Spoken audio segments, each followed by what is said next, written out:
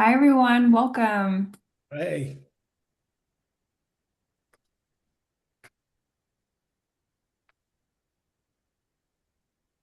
We're waiting for people to trickle in, but while we're waiting, would you guys mind putting in your name and where you're located in Um, the chat there?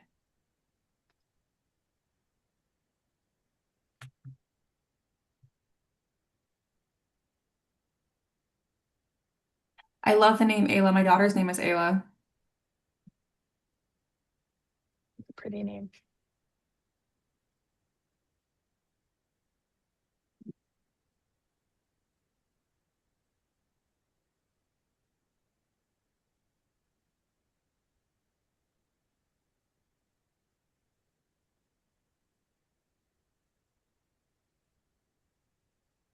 Welcome everyone. We are just entering our names and where we're located in the chat here as people trickle in.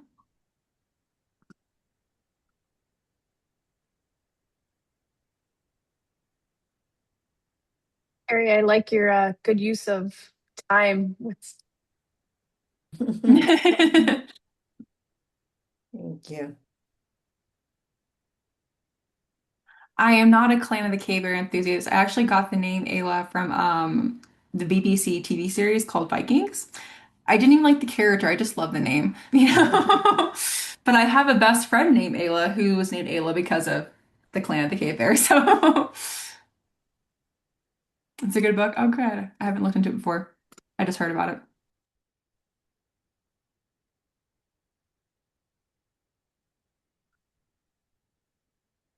Hi, Jamie. Nice to see you. Nice to see a friendly face. Hi, Hey, I'm leaving myself muted because it's loud in the background here. no problem. Alrighty. Well, I'll just keep letting people in, Sarah. But if you just want to take it away, and I'll keep doing my Sure. thing. I think I will start off by just introducing myself and really mostly saying thank you so much for attending. So, my name is Sarah Baldwin. I am the CEO and co founder of Restfully.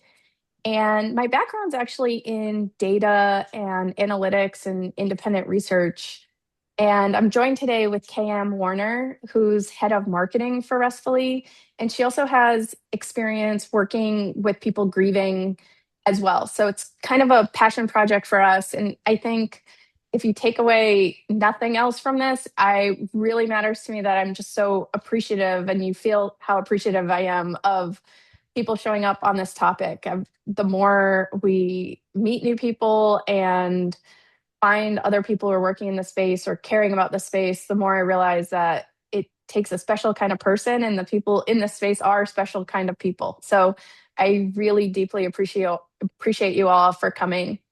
And today's topic should be pretty collaborative. We have some polls and some questions in there as well. And if you have questions as we go, feel free to kind of raise a hand or put it in chat and KM can flag it to us. So with that, we can kick off. The topic today is going to be understanding grief personas. And we'll start at a really high level. Let's see here. Oh, sorry.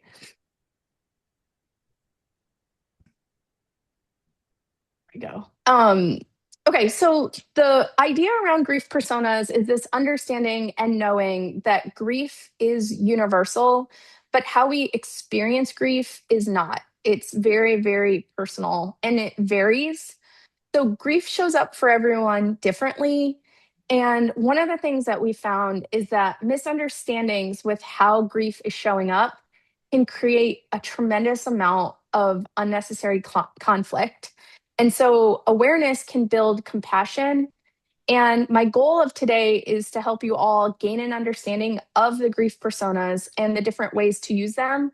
We have a number of professionals who've worked in this field for a really long time. And then we have some other people who are kind of new to the concept. And I'm hoping that there's a middle ground where everyone can take away something. And so if we've done our job, by the end of this, you'll understand what grief personas are and the role they play in conflict and how to identify them quickly and how to support each other better. So, grief personas. Grief personas are a common pattern of emotional response, the way someone processes loss, and it's not a coping style. Excuse me, it's a coping style, not a personality type. So, what we are constantly reminding people is there are no right way or wrong way to have a grief persona. We're all complex people, and so no one size fits all. And it's common to relate to uh, different personas, and there's a value in the variety. Sometimes people have heard me explain it kind of from an anthropological angle. If you take us way back to when we were all living in tribes together, it kind of matters that we have the person who will grieve really traditionally, another person who can make sure we still have dinner on the table, another person who's reviewing why this is all happening to us as a human condition, and another person who can just model what the future can look like and returning to normalcy. We have broken out the grief personas to mean four different styles of grieving. And there's simply the steady hand, which tends to be the style I am. I find comfort in checklists and organization and getting things done and logistics. That's often in contrast with someone who's the open heart. They tend to be a more traditional griever, emoting. The open heart's often when you see people on TV or in movies, the open heart's often the crying person. And then there's the quiet anchor. That tends to be a person who prefers to grieve on their own timeline and in their own space. And then the final grief persona is the seeker. And that's a person who's looking for meaning and looking for answers to be looking for answers about why this is happening, what end of life means to us with a deeper purpose. I think I can pause there. Does anyone have any questions on those four? Okay. Um, we're going to ask then, what grief persona tends to resonate with you the most? Mm.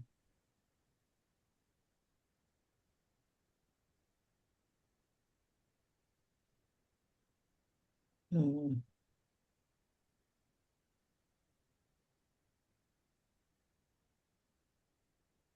Mm. Nice.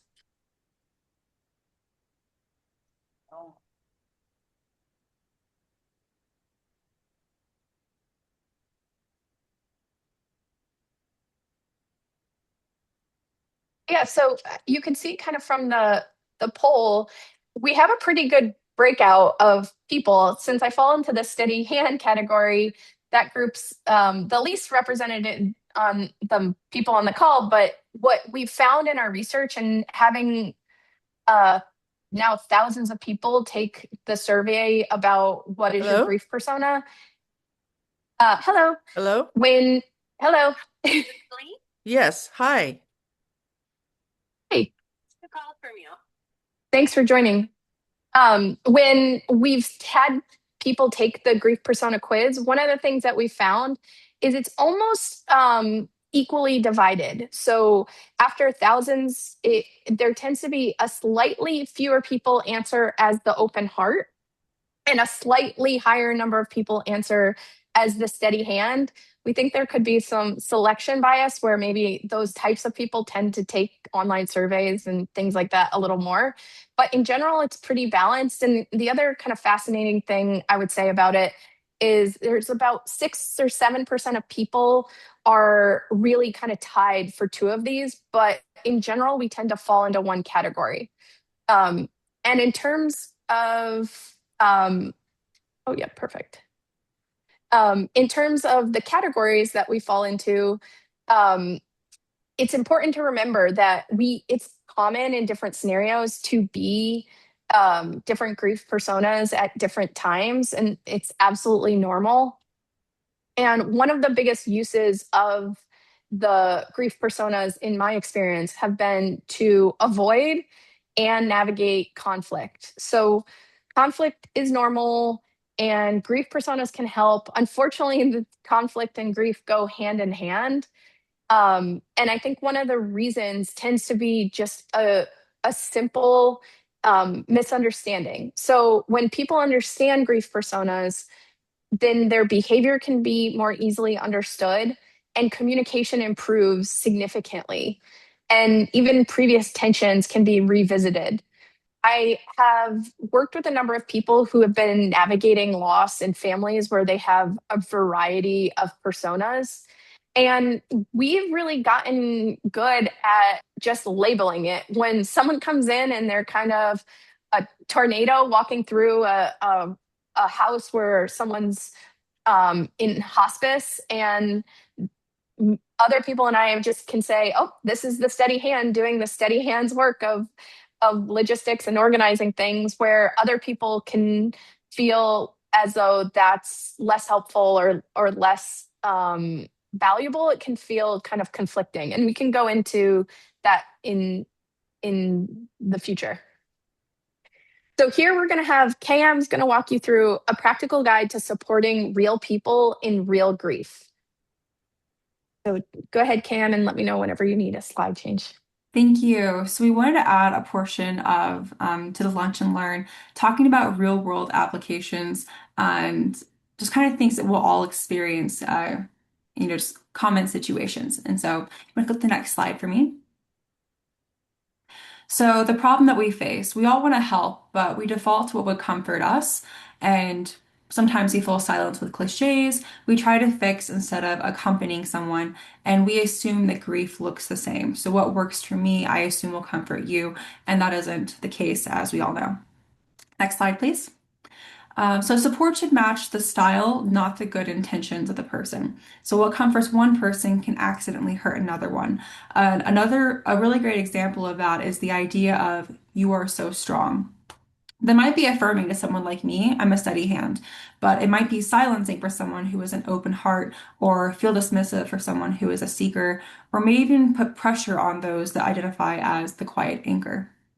So now we're going to go into, oh, I'm sorry. Okay.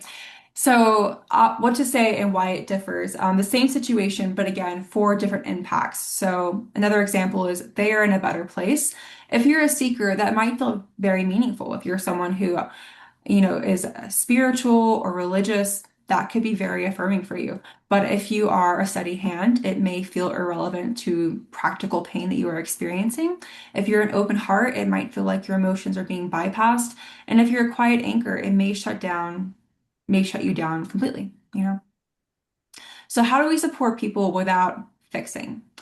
The open heart tends to do best when we lead with emotion before plans. The steady hand appreciates effort before offering help, and the seeker listen without solving. And then for the quiet anchor, presence without pressure is probably best. So common scenarios, as I mentioned before, this is gonna be like a little working session. We have some polls, and we'd love to have some discussion with you guys and hear your key takeaways. So scenario one, we have a hospital room, and imagine that you are in a hospital room after a sudden loss. One person immediately starts organizing, calling relatives, asking about paperwork, making lists of what needs to happen next, and another person just sits down on the bed crying with the others who are grieving, holding hands and talking about memories. So which grief persona do you notice most in this scene?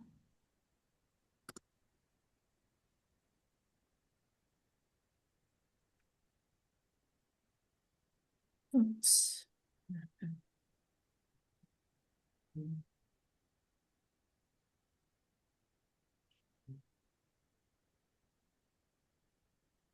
And it is multiple choice, so you can pick more than one. Oh, shoot. You can't fail. Don't worry.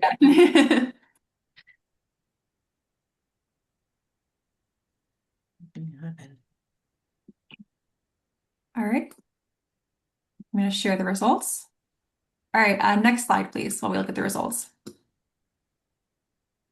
So, what we often see in moments like this is care expressed in two different languages. The steady hand is showing love through action, and the open heart is showing love through emotion. Neither is doing it wrong, but if they don't understand each other, conflict can happen fast. Imagine you're in that situation and that person is like, I'm crying. Why aren't you crying right now?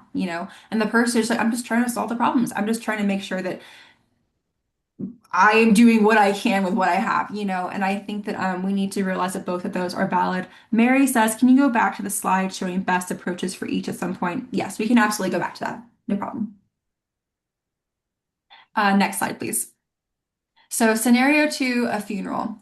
At the funeral, one person slips outside and sits alone in the car because the crowd feels overwhelming, and one relative keeps encouraging them. Oh, sorry. It's okay. Oh, Left. wrong way. No Thanks. worries. One relative keeps encouraging them to come inside and talk to people and don't isolate yourself. Another person is asking questions about what this loss means for faith and purpose. So, what are some grief personas that you recognize in this scenario?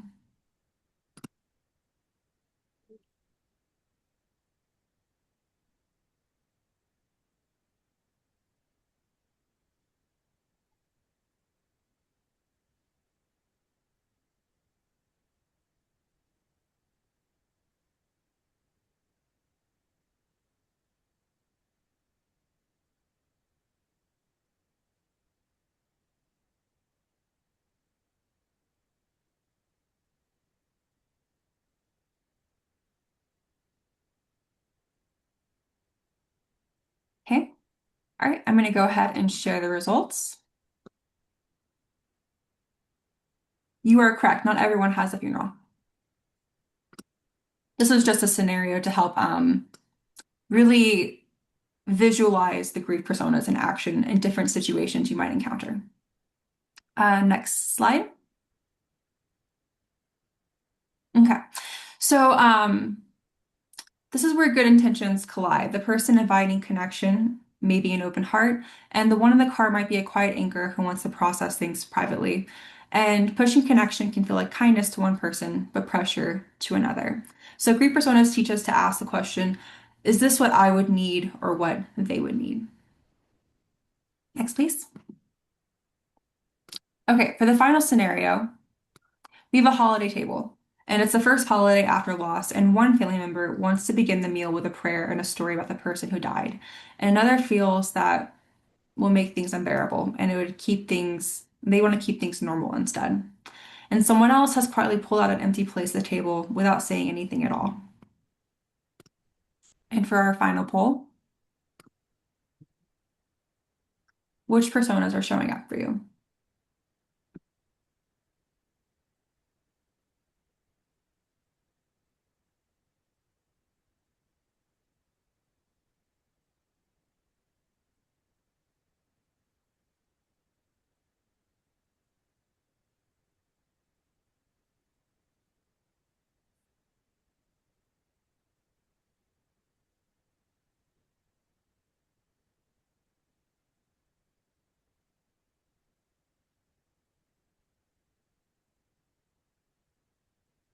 Okay, I'm going to go ahead and share more trickling in. Okay. I don't want to cut anybody off, so if you're still thinking, let me know. It's okay. Okay, closing the poll. All right, so here are the results. Next page, please. Thank you. So holidays magnify differences for everyone anyways, but in this situation, the ritual comforts the seeker, and normalcy comforts the steady hand, and silence is sacred for the quiet anchor. And shared stories may heal an open heart. And the goal, again, is not one right way, but room for more than one and more than one way.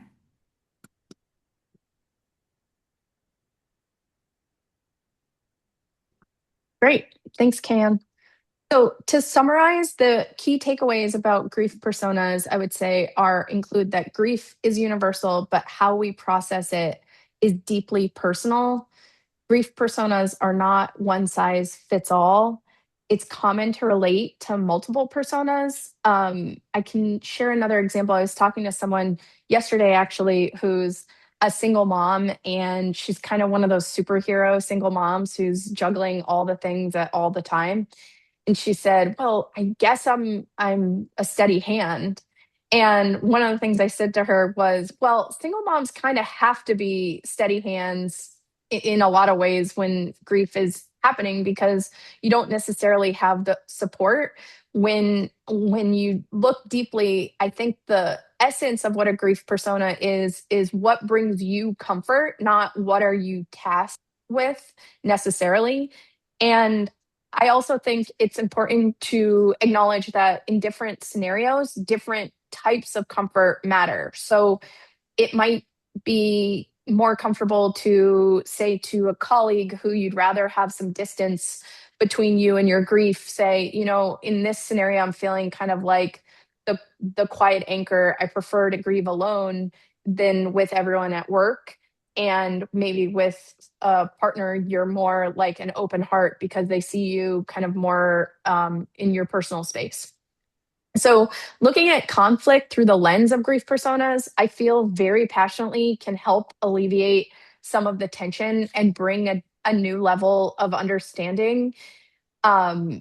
Consider customizing support. If you're working in the industry, we welcome you to leverage anything you learned here today to help others understand who they are. And there's a value in the variety of grieving styles. If I'm completely honest, this has been the hardest thing for me to eat my own cooking with. It's really easy for a steady hand to look at someone who's an open heart and say, what the heck, why aren't you helping? This work has to get done. And someone who's an open heart to say, why are you just buzzing around busy getting stuff done when we should just be grieving? And so there's incredible value in the variety, and the deeper you look into them, the more you'll find that they all serve a Downstairs, Dawn. purpose in our collective kind of grieving. Any questions on your end?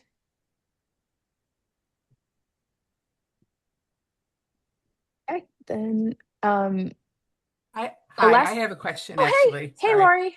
Just Hey. I'm a death doula, and I can easily say where I am and probably where my loved ones, but sometimes you have clients that you haven't really established that were long, or you have people coming in that you haven't even met. So are there certain um, like signs or questions that you could pose or look for in trying to assess someone else so you can best serve them?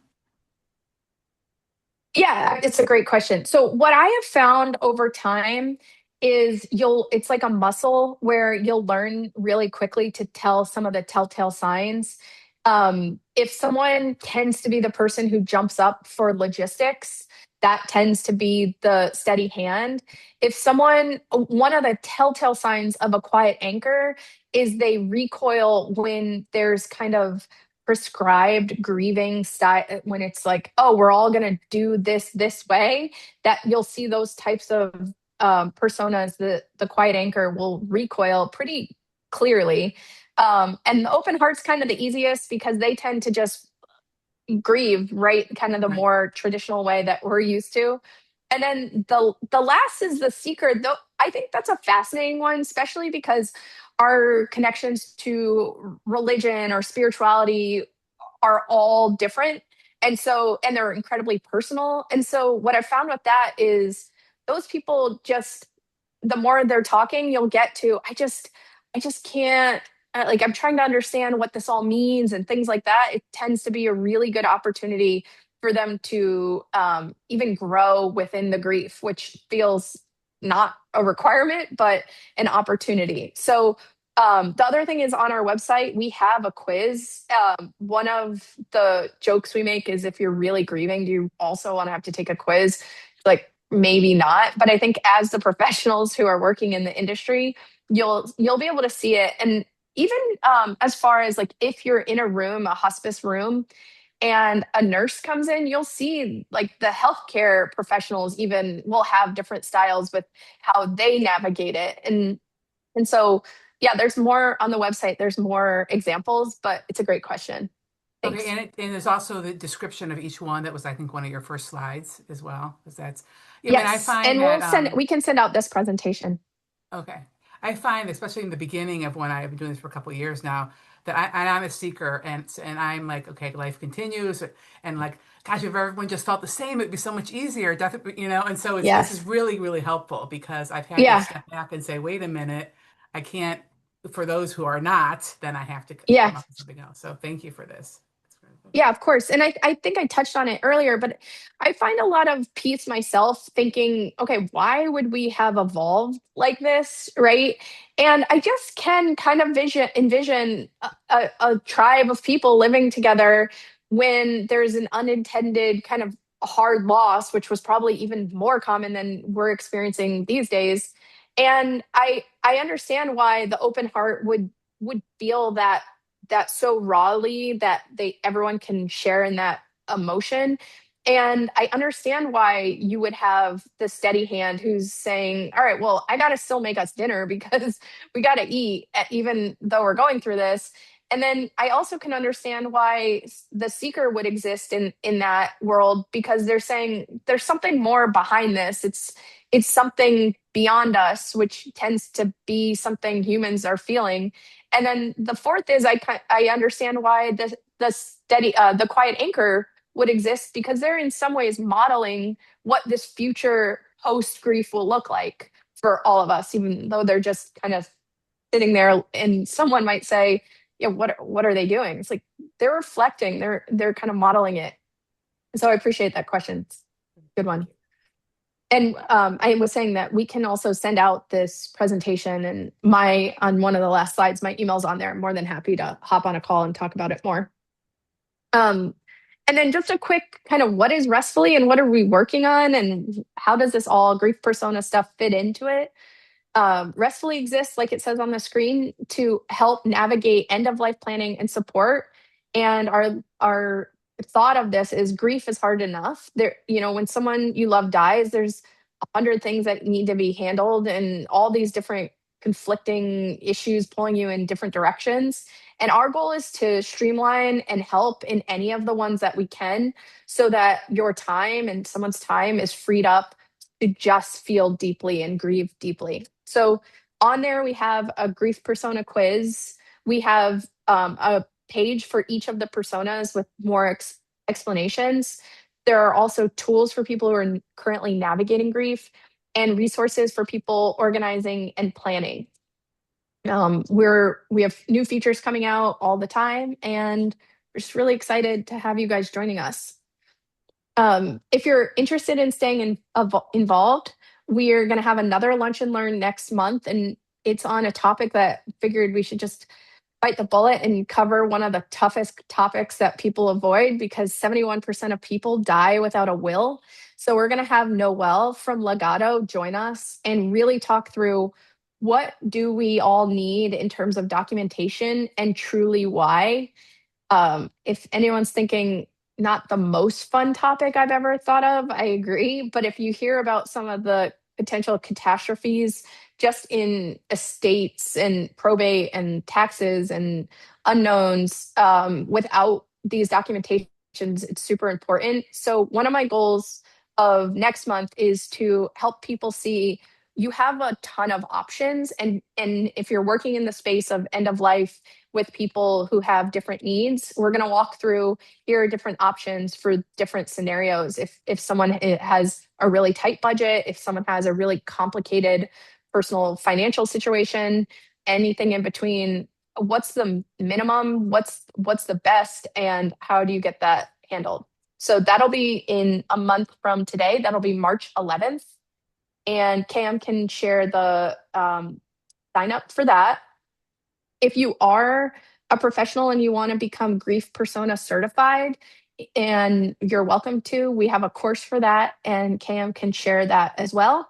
And then the other thing I would say is it would really help if you're finding things valuable here. It would help us either to provide feedback or share with others. It's one of those things that I believe if we kind of collectively understand grief personas, there'll be an improvement to kind of the conflict and the way we support each other around grief. Hey Sarah, we have a question in the chat here. It's from Peter. He says, are you talking about a last will and testament, or a living will, or both? We're talking about, honestly, I'm not an expert, and so we're going to learn about all of these things. And last will, a living will, the power of attorney. We're going to talk about an estate plan, high level, how to get that online if you need an estate attorney. So it's going to be a learning experience. So all of the above. Can you tell us more about who Noelle is?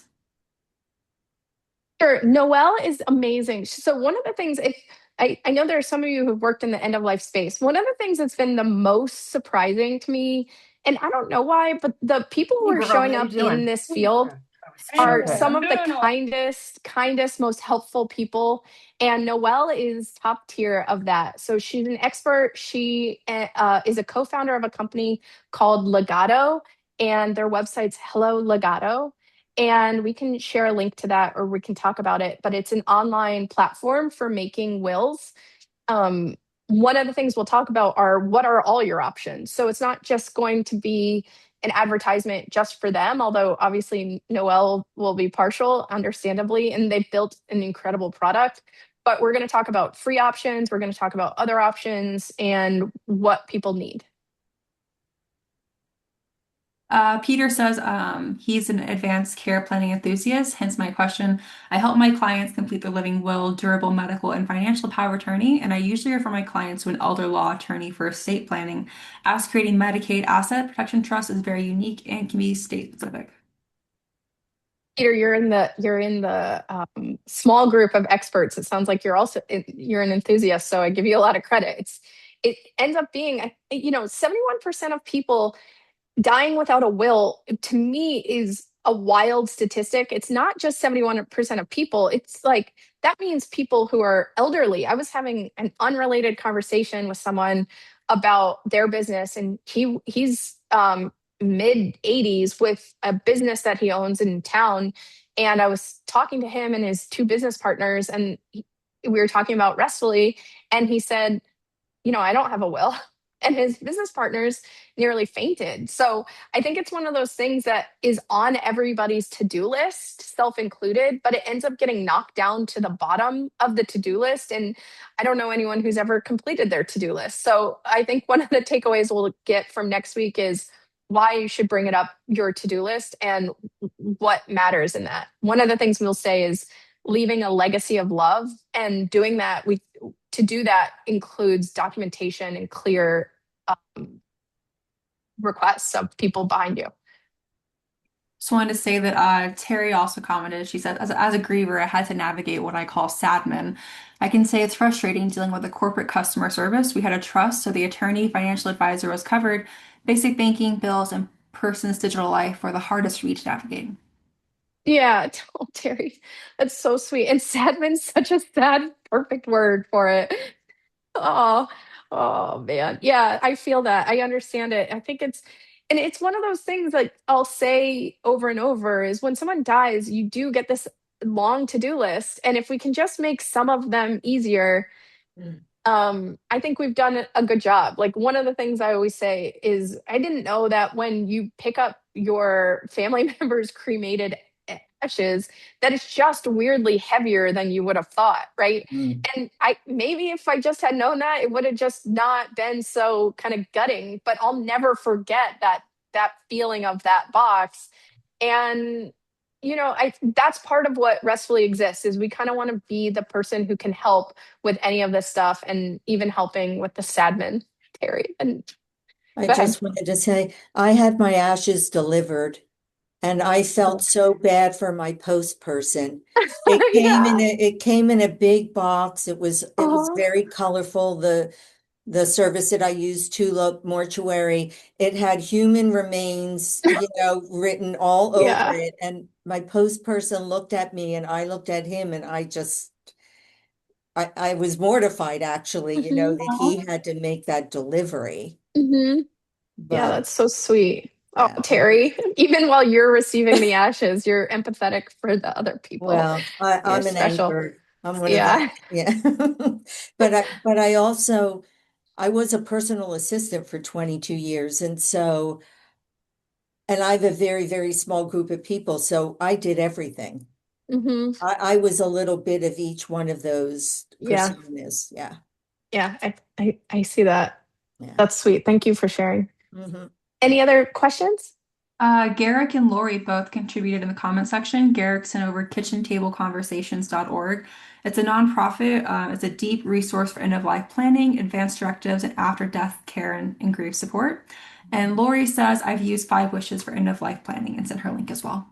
Yes, thank you so much. We'll grab those links. That again, that's one of the things within Restfully is we've been curating different products. That's how I even met Noelle of Legato, and kind of making sure that as you come through our site, you'll get some of the resources that are available. There's so many incredible people building in this space, and I think it's a shame that everyone doesn't know all of them. And this industry and the people working in it are the farthest thing from gatekeeping. They're all every time I have conversations with groups of people, they're so generous with what they're sharing. So I want to thank you all for making sure everyone knows what they have and what worked for them. So really, really appreciate that.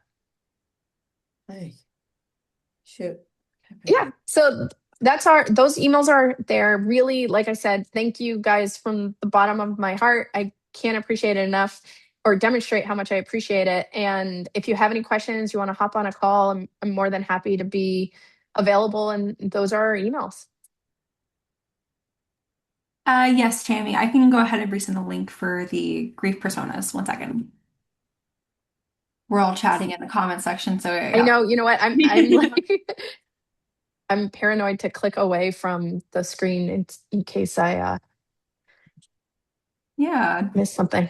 Here's the Oh yeah, grief. perfect. Yeah. Eric says, thank you and keep up the good work. Lori says, thanks. Looking forward to using the info. Peter says, FYI, he's sending over a link. Over 500 free articles for hospice, palliative care, grief, end of life doulas. I'm autistic, a geek, and a nerd, so I write a lot. Peter, did you write Love everything that. on the site? It's so impressive. Yes, I write, there's all my articles, so yes. Wonderful. We'll definitely share this. Yeah. You know, I think the last thing I'll say, and we can wrap up on this, is that we're kind of there are a few things that not many people will debate. Most people will debate a lot of different things, but it's a kind of stressful time in America with a lot of conflict and a lot of disagreement. And I think that can be somewhat off putting. But what I would say is that end of life is something we all have in common, and grief is something we all have in common. And I really deeply see in people this unlimited generosity in helping each other. And so we're trying to kind of harvest everyone's expertise and willingness within Restfully. And so it just showing up as you guys do always means so much to us. So thank you, thank you, thank you.